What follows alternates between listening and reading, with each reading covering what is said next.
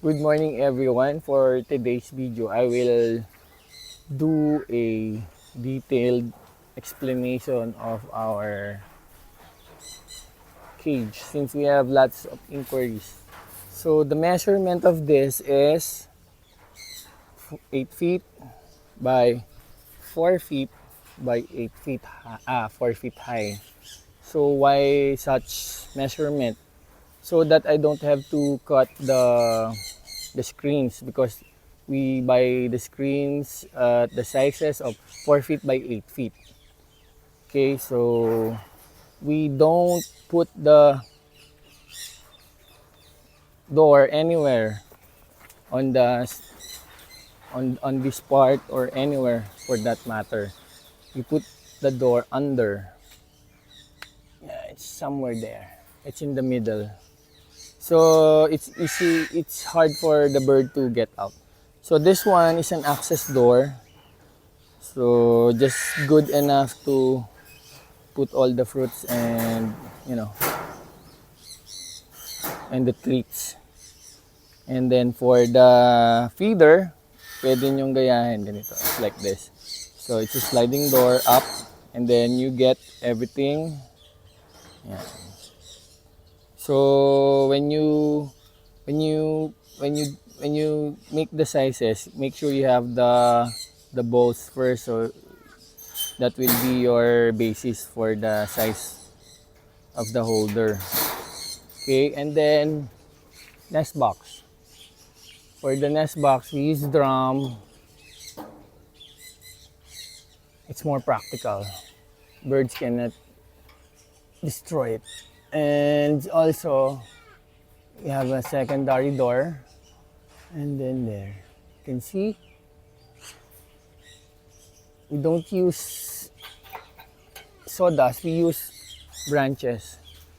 So what will happen is if they're ready to breed, they will destroy the branches. But here they're starting to.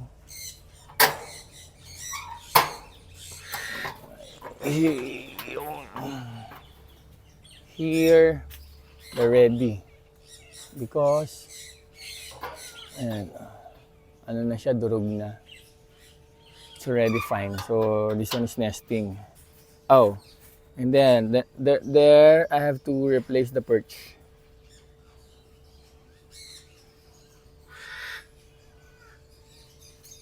That's part of the maintenance at the aviary.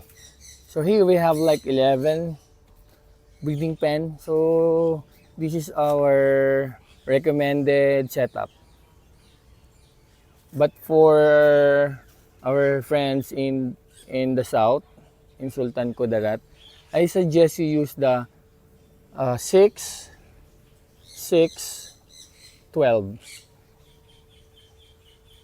Because you have lots of space and it's more good for the bird if they can fly from east to west or north to south. The longer the flight, the better. But they don't need the height, they just need the length. And next video, I will explain why you need this kind of forage here. Okay? For now, here it is. Architect, here's the space that I'm talking about. If you can make this 2 feet, better. There. And yeah, I forget the roof. So if you have like 12 feet long cage, then I suggest the roof part is 6 feet and the non-roof part is 6 feet. Wait. Oh, I'll go here. Can you see? So the bird has an option if they want to butt in the rain, they'll just go to the exposed part, and if they are not in the mood to get wet, they just go to the roof part. Yeah. And also I put a roof on the feeders so that rain won't get the seeds wet. So 4 is recommended. Seeds, fresh fruit, water. So a bit messy here, but when they're bored, they break these seeds, mango seeds, coconut, And you can see I have forest inside. So there you go. Oh, see at the gap I have plants which they can eat. There. Some are ornamental, some are fruiting plants. Here I have a mulberry. There you go. Okay. So please stay tuned for more information on the setup of Michael's aviary. This is it for now. Happy bird keeping everyone. Happy breeding.